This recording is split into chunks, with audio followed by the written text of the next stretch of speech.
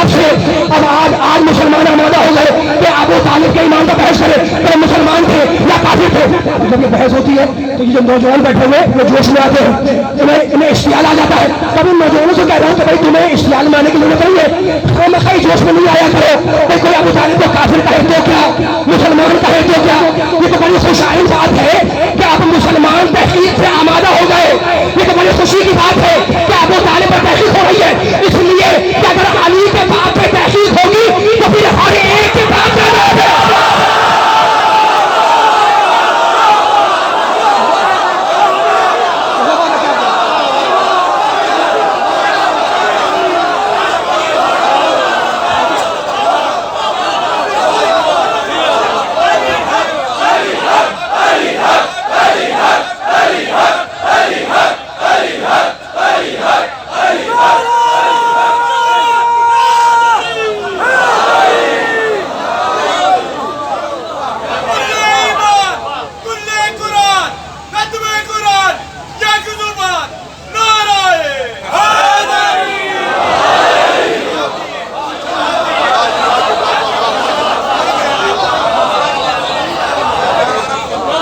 आबाद रखे, सलामत रखे, सलामत रखे। कल गुफ्तगू होगी इंशाअल्लाह। अब बयान को तूल नहीं कर रहा हूँ मैं, कल महसूस कर रहा हूँ, लेकिन बीच आ रहा है अली का जिक्र आया हुआ है, अली के बाप का जिक्र आया हुआ है ना। देखो मेरे नबी ने कहा था, और मरते दम तक कहता रहूंगा कि मेरे नबी का जुमला है, ज़य्यनु मजालिसकुम बिज़िक्र अली। अपनी मजलिसों को अली के जिक्र से ज़ीनत दो। ये मजलिस मनहूस है जिसमें अली का जिक्र ना है। मैं थोड़ी कर रहा हूँ, मैं थोड़ी कर रहा हूँ। मेरा अल्लाह ने कहा या अय्युहा रसूल बल्लिग, या अय्युहा रसूल बल्लिग। रसूल अली, रसूल बल्लिग, बल्लिग के माने तबलीग। रसूल अली की मौलायत की तबलीग कर दो। मुबल्लिगीन से कह रहा हूँ, विलायत अली का पहला मुबल्लिग है मोहम्मद।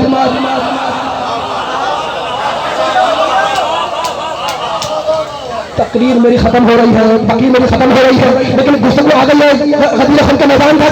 आपका जुम्मन नहीं करना, आपके ज़हन में ताज़ा कर रहा हूँ। नबी ने कहा अली के फज़ाइल सुनाओ, अपनी मजलिसों को अली के जिक्र से ज़ीनत दो, है ना। तब नबी ने क्या किया था, अली को छोड़ दिया मैंने। कल आपके सामने हुजूर रज़ा का जुमला किया, उसको भी छोड़ दिया मैंने। अब फकत भी कहूँगा, आयत आ गई व इन लम तफ़अल वमा बल्लग़्ता रिसालता। अगर तूने वो न पहुँचाया तो कुछ न पहुँचाया, है ना। अगर तूने वो न पहुँचाया तो कुछ न पहुँचाया, अगर तूने वो ना पहुंचाया तो कुछ ना पहुंचाया। अब इतनी जलाल में जब अल्लाह कहे, जब जलाल में कहे तो रसूल क्या करेंगे। रसूल ने 1.25 लाख के मजमे को रोक दिया। जो आगे चले गए हैं पीछे आए, पीछे वाले आगे आए, सामने वाले बैठ जाए, है ना। नबी छोड़ दी मैंने, हाथ पे बुलंद किया नबी ने और क्या कहा, मन कौन का मौला हो फहाज़ा अली मौला, जिसका मौला उसका ये पूरी ताकत से बोलो, जिसका मौला है उसका ये। और उसके बाद नबी ने दुआ की, अल्लाहुम्मा ज़ालिमन वला हो। पूरी रिस्पॉन्सिबिलिटी से अरबी ज़बान से वाकिफ़ हूं, फारसी ज़बान से वाकिफ़ हूं, अपना से हौज़ा में मशक़ का तालिब रह चुका हूं।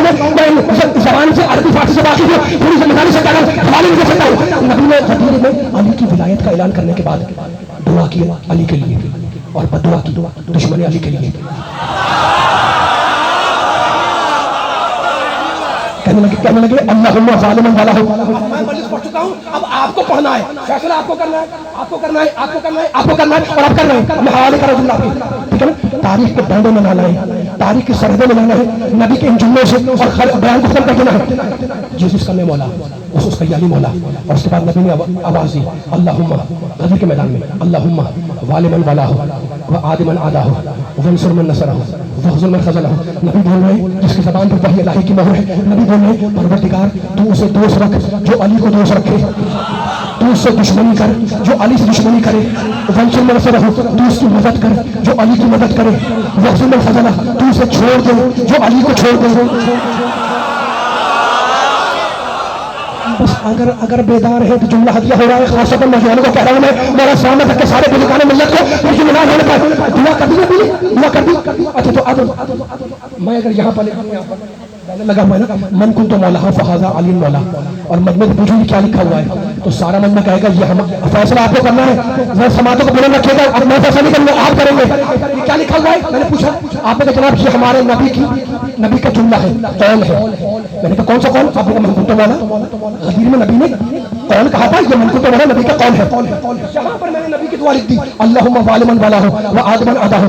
और सारे मोहतरम मजमे से पूछा कि ये क्या लिखा हुआ है, तो सारे मजमे ने कहा कि ये नबी की पाक की दुआ है, नबी पाक की दुआ है। मैंने कहा बहुत शुक्रिया आपका, आपने मसला हल कर दिया। अब चले जरा सदमे इस्लाम की तरफ। क्या नहीं पढ़ा आपने किताबों में? सबक पढ़ा था ना कि यहूदी नबी को नबी नहीं मानता, लेकिन कौल का सच्चा मानता था। माशाल्लाह, जो नहीं बोला और भी आ जाए, साथ आ जाए, जो खड़े हैं, जो बैठे हैं, जो से लगे, जो बड़े होते हैं, जो बच्चे हैं, जो बड़े हैं, है ना। यहूदी नबी को नबी नहीं मानता, लेकिन कौल का सच्चा मानता था। कहता था कि नबी साथ की कौल है, ये अमीर है। तो यहूदियों को नबी के कौल पर एतबार, और मुबाहले में कौन आए थे? ईसाई। क्या कह रहे थे? इन्नी लाअरा वुजूहन, हम उन चेहरों को देख रहे हैं कि अगर ये पहाड़ों को हटने की दुआ मांगे तो पहाड़ अपनी जगह से हट जाए। तो यहूदियों को नबी के कौल पर एतबार, ईसाइयों को नबी की दुआ पर एतबार। गदीर में मेरे नबी ने मेरे अली के लिए दो जुमले कहे, एक कौल कहा, एक दुआ कही। अगर कौल को ना माना तो यहूदी से बदतर हो, अगर दुआ ना मानी तो ईसाई से बदतर हो।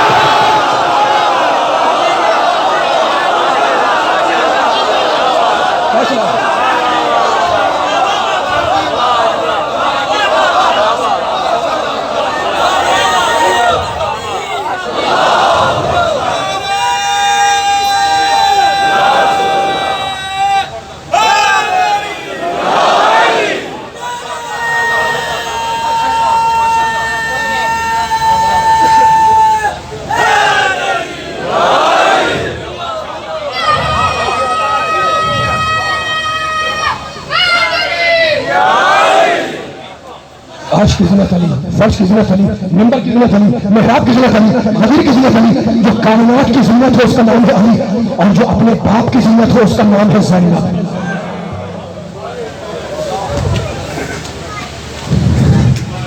कायनात बनाई उनके लिए। हदीस के साथ पढ़ते हो ना, पंजतन के लिए कायनात बनाई। क्या उन पंजतन में मेरा हुसैन शामिल नहीं था? हाकिम मदीना ने बुलाया, आए बनी हाशिम के जवानों के साथ आए। यजीद का खत खोला, खत पढ़ा, बेख्तियार ज़बान से निकला इन्ना लिल्लाह व इन्ना इलैहि राजिऊन। कहा फर्जंद रसूल। हाकिम ने पूछा फर्जंद रसूल आपका इरादा क्या है? कहने लगे जरा सबूत होने दो, फिर हम देखेंगे कि यजीद में मजाल है कि वो हमसे बैत मांग सके। ये कहकर चले। जब चल रहे थे तो किसी ने मशवरा दिया कि अगर हुसैन निकल गए तो फिर तुम हुसैन से बैत नहीं ले सकोगे। एक मरतबा डांट कर उस मशवरा देने वाले से कहने लगे खुदा तुझ पर लानत करे, तू फर्जंद रसूल की शान में गुस्ताखी कर रहा है। ये जैसे ही हुसैन की आवाज बुलंद हुई, दारुल इमारत के बाहर जो जवान खड़े थे उन्हें जलाला गया, और सबसे पहले जिसने तलवार निकाली उसका नाम था अबुल फजल अब्बास। कहा बस तलवार को न्याय में रखो। ये कहकर अपने दोनों हाथ अपने उस भाई के दोनों कंधे पर रखे और कहा भैया अब मदीना रहने के काबिल नहीं रहा, सामान्य सफर की तैयारी करो, कल दिन में हम मदीना छोड़ देंगे। अब्बास सामान्य सफर की तैयारी में मशगूल हुए। रोने के लिए बैठे हो, रोने के दिन है। हुसैन घर में आए, रसूल का अमामा उठाया अपने सर पे रखा, रसूल की अबा अपने कंधे पे डाली, रसूल की तलवार अपनी कमर में हिमायत की, रसूल के नादान मुबारक पहने। हुसैन का वतन छूट रहा है। वतन छूटने का मतलब फकत मदीना नहीं छूट रहा, नाना का मज़ार छूट रहा है, भाई की लहर छूट रही है, माँ की कब्र छूट रही है। रिसालत के जेवर से आरास्ता होकर रात के अंधेरे में कब्र रसूल पर आए, दूर से आवाज दी अस्सलाम अलैका या जद्दा, नाना आप पर मेरा सलाम हो। ये जुमला कह के फरमाने लगे नाना आपकी कब्र का मुजावर आया है। ये जुमला कहा, दोनों हाथ कब्र रसूल पर रखे और कहा नाना आपको तो मालूम है ना कि आपके बाद उम्मत ने हमारे साथ क्या किया। खुदा आपकी आवाज़ों को सलामत रखे। तुम खुजनी इलाका या जद्दा, मैंने मुझे अभी अपनी कब्र में बुला लो। रावी कोई नहीं है, खुद हुसैन कहते हैं कि जब मैंने जुमला कहा कि कब्र रसूल से रोने की आवाज़ बुलंद हुई, हुसैन खुद भी रोने लगे, रोते रोते हुसैन की आंख लग गई। ख्वाब में रसूल को देखा, कहा मैंने आपकी उम्मत पे बड़ा सताया, मैंने मुझे अभी अपनी कब्र में बुला लो। कहा नहीं बेटा, अभी तो तुझे करबला जाना है। और सुन हुसैन, हुसैन सुन, मुझे मालूम है कि तू अपनी बहनों में सबसे ज्यादा ज़ैनब को चाहता है और अपनी बेटियों में सबसे ज्यादा सकीना को चाहता है। तो बेटा मेरी वसीयत यह है कि जब रुखसत आखिर के लिए जाना तो ज़ैनब की आंसू हटाकर बाजुओं पर भूसा देना। अल्लाह। और जब बच्ची को गोद में लेना तो कहना बेटी मन घबराना, शाम गरीबा में तेरी दादी तुझे गोद में खिलाने के लिए आ जाएगी। ज़रीह रसूल से खुदा हाफिज किया, कब्र रसूल से विदा किया। तुम्हारी आंखों में आंसू है, खुदा आपके आंसुओं को हमारे सजदा में जगह दे। और अब रात के अंधेरे में अपनी अम्मा की कब्र पे आए, मेरे पास अल्फाज नहीं है, दूर से आवाज दी, अस्सलाम अलैकुम या उम्मा, अम्मा आप पर हुसैन का सलाम हो। कब्रिस्तान का मुतवल्ली कहता है कि मतबा कब्र सैयदा से आवाज आई, वो अलैका सलाम या गरीब अलउम, ऐ माँ के परदेसी बच्चे तुझे भी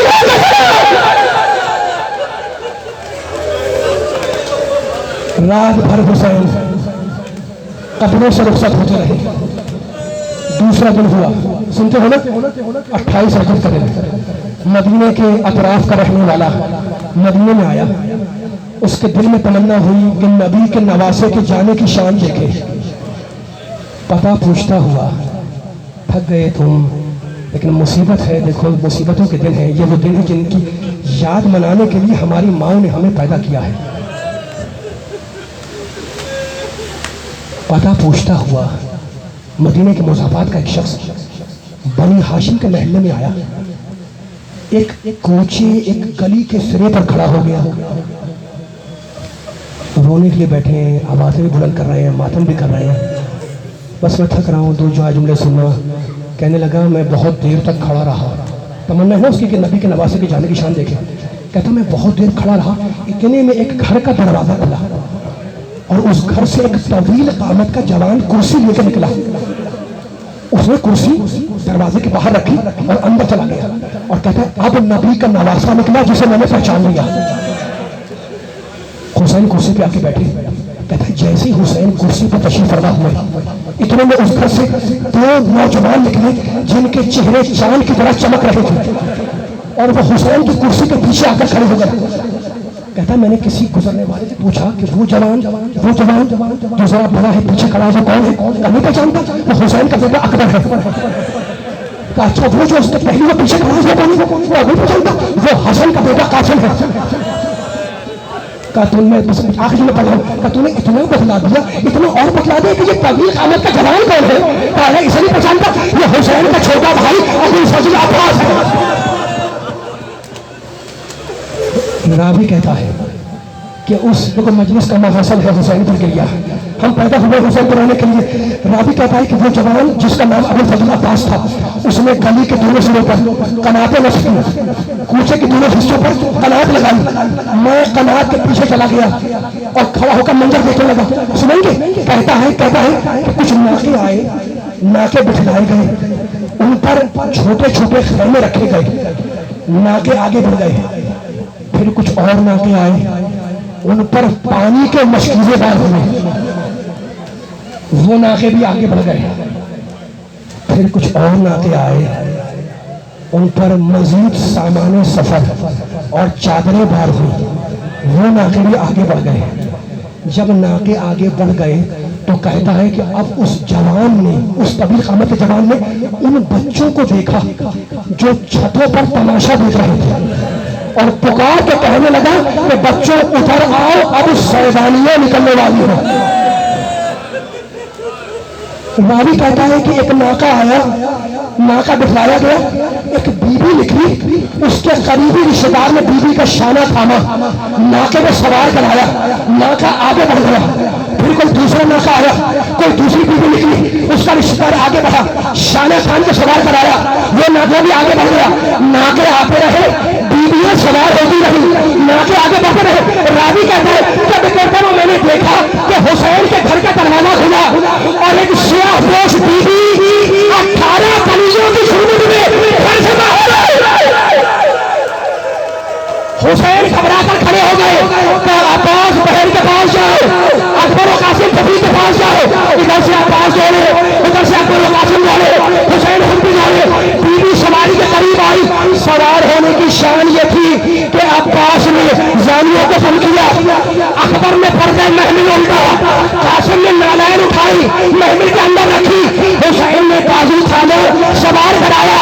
रोने वाले ये 28 रजब की सवारी थी जब बाजू थामने वाला भाई मौजूद था, जब शाना थामने वाला हुसैन मौजूद था, और वो 11 मुहर्रम की सवारी कुछ रस्सियां लाई गई, बीवियों के शाने बंधे, और एक बीबी मैदान में आवाज दे रही थी